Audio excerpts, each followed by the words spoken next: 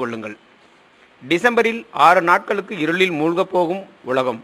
NASA அறிவிப்பு. இந்த வருடம் டிசம்பர் மாதம் 16ஆம் தேதி முதல் 22ஆம் தேதி வரை உலகம் முழுவதும் இருளாக தொடர்ந்து இருக்கும் என நாசா நிறுவன தலைவர் தெரிவித்துள்ளார்.